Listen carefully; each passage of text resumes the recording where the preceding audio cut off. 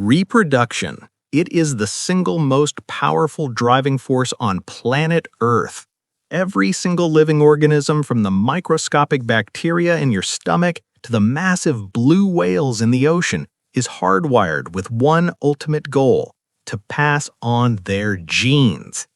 But if you think making a new generation just comes down to the simple birds and the bees you learned in high school biology, you are completely wrong. Nature is a chaotic, bizarre, and sometimes terrifying sci-fi movie. Think about it. What if I told you there are apex predators out there that reproduce entirely by self-cloning without ever needing a male? Or deep-sea parasites that literally melt into their partners' bodies for life? What about the early scientists who genuinely believed tiny, fully formed humans lived inside microscopic cells? Or the dark, real-world Supreme Court cases where the government tried to mandate who was legally allowed to reproduce? Today, we are breaking down all of the different types of reproduction, explained in a simple manner. We're going to dive deep into the weirdest evolutionary biology, the craziest historical myths, and the intense legal battles over patenting life itself. You're going to want to stick around for the entire video to get the full details, because absolutely nothing about this is normal.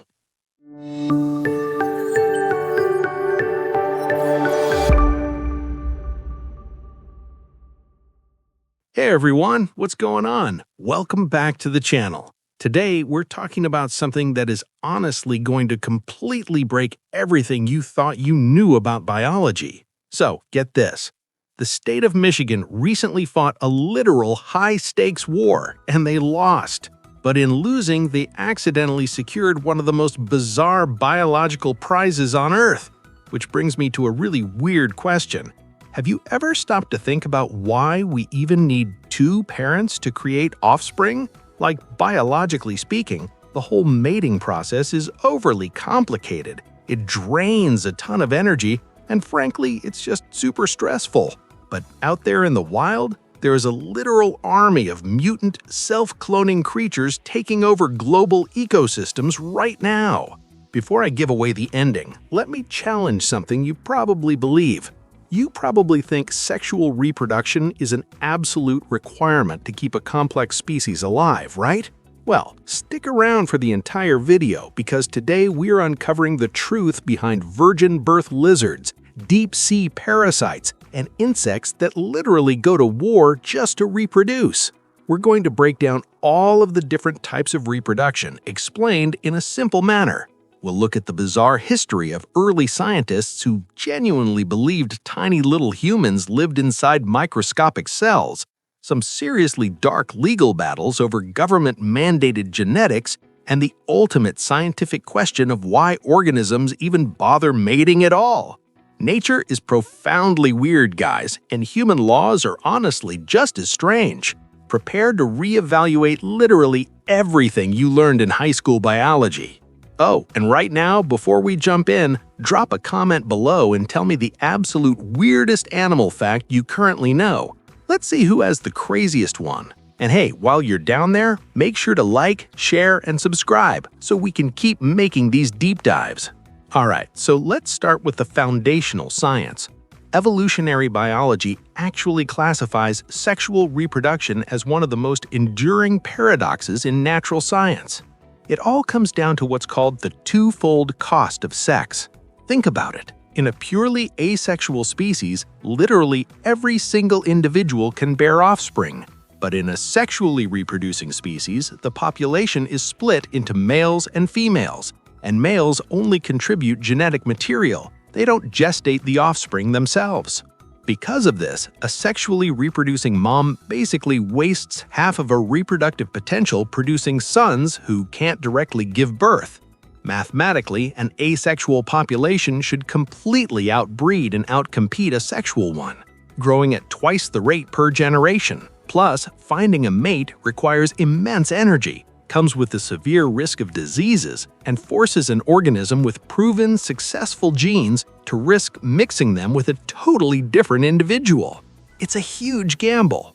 Despite all these massive penalties, the vast majority of complex organisms reproduce sexually. Why? Well, it's all about genetic diversity. Sexual reproduction acts like shuffling a deck of cards, recombining genotypes to defend against parasites and environmental shifts. According to a theory called the Kondrashof's mutational deterministic hypothesis, we all slowly acquire slightly bad mutations. Asexual organisms just pass these bad mutations down forever until they hit a mutational meltdown. But sex compartmentalizes these bad genes, letting natural selection purge the heavily mutated ones while saving the healthy lineages.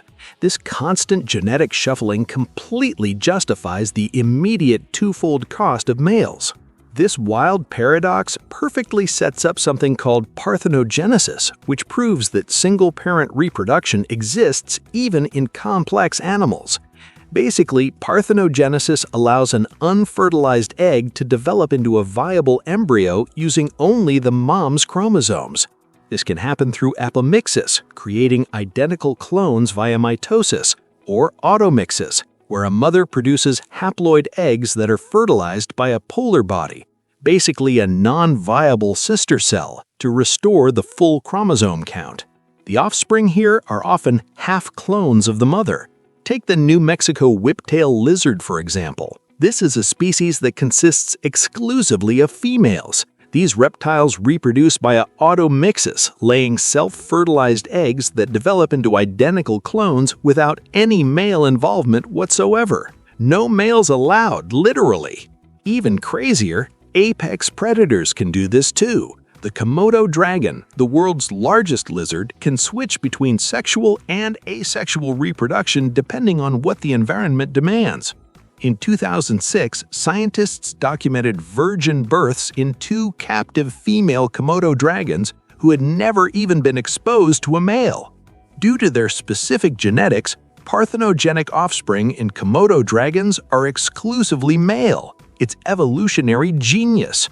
A lone female swept to an isolated island can produce male offspring, and once they mature, she can mate with them to restore genetic diversity and start a whole new colony. So, I've got to ask, what do you guys think?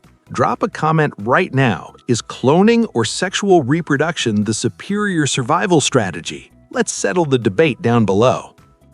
Alright, let's leave dry land and head down into the abyss. In the midnight zone of the ocean, finding a mate in pitch-black water is nearly impossible, so the male deep-sea anglerfish just bites into the female's belly and never lets go. Over time, his tissues and circulatory systems permanently fuse with hers. He loses his autonomy and lives the rest of his life as a literal sexual parasite, sucking nutrients from her blood while supplying sperm on demand. Moving up to the shallow reefs, let's talk about seahorses. They completely flip the biological script. The males handle the pregnancy entirely on their own. After an elaborate courtship dance, the female transfers mature eggs into the male's specialized brood pouch. The dad fertilizes and incubates the eggs for a few weeks, eventually giving birth to up to 1,000 live young through violent muscular contractions. Then we have clownfish. These guys live in a strict social hierarchy, and fun fact, they are all born male. The group is led by a single dominant female and a single breeding male. If the dominant female dies or disappears, the breeding male undergoes a rapid biological sex change to become the new female boss, while the next immature male steps up to become the new breeding male. To wrap up the ocean, let's look at the Nudibranch sea slug. These marine slugs are simultaneous hermaphrodites, meaning they fertilize each other at the exact same time. But here's the wild part. After mating, they discard their reproductive organs into the ocean. Using hidden internal reserves, they regenerate a brand new segment within 24 hours, so they can mate all over again. Okay, back on dry land, things get a little darker. Take bedbugs, for instance. Male bedbugs completely bypass the female reproductive tract. Instead, they use a saber-like appendage to pierce the female's abdomen, injecting sperm directly into her circulatory system. It's literally called traumatic insemination. If you think frogs are cute, let me introduce you to the Suriname toad. After fertilization, the male toad pushes the eggs directly onto the female's back. The mom's skin grows up and around the eggs, forming a honeycomb structure of subcutaneous pockets. The young incubate under her skin for months until fully formed toadlets literally squirm and burst out of her mother's back to start their lives. Then there's the Antechinus, a tiny Australian marsupial. Reaching sexual maturity at 11 months, the males engage in aggressive, frantic mating marathons that can last up to 14 hours at a time.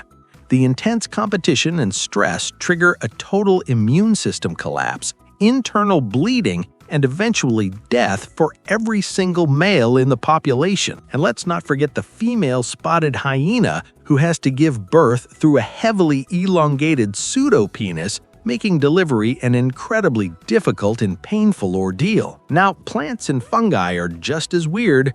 The tongue orchid tricks male wasps into trying to mate with its flowers to guarantee pollination. The Amazon water lily traps beetles inside its petals overnight, changes its biological sex to male by morning, coats the beetles in pollen, and releases them. Oh, and that blue cheese in your fridge? The fungus used to make it is actively engaging in sexual reproduction inside the cheese right now, creating new strains and flavors. Sorry if I ruined your lunch. Nature is absolutely wild, right? Do me a huge favor and share this video right now with a friend who appreciates how weird biology can get. And don't forget to like and subscribe because we're about to dive into the mind-bending world of microscopic cloning. Let's zoom way in. Down at the microscopic level, organisms like E. coli reproduce asexually through a process called binary fission. Under optimal oxygen-rich conditions, E. coli populations can double every 20 minutes. This exponential geometric progression relies on multi-fork replication, where new rounds of DNA replication start before the previous ones have even finished. But what happens when things get stressful? If their replication forks stall, mechanisms involving Rec-A proteins trigger the stochastic inhibition of cell division, meaning instead of dividing, the bacteria just elongate, increasing their cell length variation to survive whatever environmental stress is hitting them. Speaking of mind-bending, let's talk about planarian flatworms. If you cut a planarian perfectly in half, it doesn't die. Instead, a massive reservoir of stem cells called neoblasts rushes to the wound sites. Positional info in the planarian's muscle tissue acts as a guidepost. The tailpiece regrows a fully functional head with a brain and eyes, and the headpiece regrows a new tail. It's the biological equivalent of the ship of Theseus paradox. If both halves regenerate into identical, fully functional organisms, which one is the original? Now, science didn't figure all this out overnight. Back in the 18th century, philosophers and early biologists engaged in intense, heated debates about how procreation actually worked. The two main competing theories were preformationism and epigenetism. Preformationism basically argued that all organisms existed as fully formed miniatures since the dawn of creation, nested inside their parents like infinite Russian nesting dolls. This theory was split into two camps: the ovists, who thought the miniature organism lived in the maternal egg, and the spermists, who thought it lived in the male seed. When early compound microscopes were invented and Antony von Leeuwenhoek discovered spermatozoa, highly educated scientists actually championed the homunculus theory. They honestly believed a tiny, fully formed human, a homunculus, was curled up inside the head of every single sperm cell, just waiting for a womb to grow in. In stark contrast, we had the theory of epigenesis, tracing back to Aristotle. Epigenesis argued that organic form emerges gradually from an unstructured, unformed, original germ. It proposed that biological development was the sequential creation of entirely new anatomical features, rather than just unrolling something that was already there. The whole debate was flipped upside down in 1740 by a Swiss naturalist named Charles Bonnet. Bonnet meticulously isolated a newborn female aphid and monitored it through successive molts to prevent any chance of mating. When that isolated female aphid began giving birth to live young, Bonnet provided the first undeniable scientific proof of parthenogenesis. This utterly destroyed the spermists' arguments, proving definitively that an organism could be generated without any male genetic contribution whatsoever. So, I'm curious, if you lived back in the 1700s, would you have been an ovist or a spermist? Let me know down in the comments. Alright, now we need to transition to the final and most serious segment of our documentary. Alright, things are about to get a bit more serious. Let's look at the darkest intersection of law and reproductive biology, which happened during the American eugenics movement in the early 20th century. The concept of selective breeding was ruthlessly applied to humans, culminating in the notorious 1927 Supreme Court case Buck v. Bell. Carrie Buck was a young woman deemed feeble-minded by the state, and she was subjected to involuntary surgical sterilization under a Virginia statute designed to protect the health of the state. The Supreme Court actually ruled in favor of the state. This devastating ruling effectively stripped disabled individuals of their constitutional protections regarding bodily autonomy, and it paved the way for the forced sterilization of over 60,000 men, women, and children in the United States. It is a terrifying example of the catastrophic potential of applying agricultural genetic principles to human beings. Jumping to the modern era, the legal fights shifted toward biotechnology and intellectual property. As we learned to manipulate genetic material, massive debates erupted over whether living organisms could be patented. In 1980, the Supreme Court ruled in Diamond v. Chakrabarty that genetically modified organisms were patentable.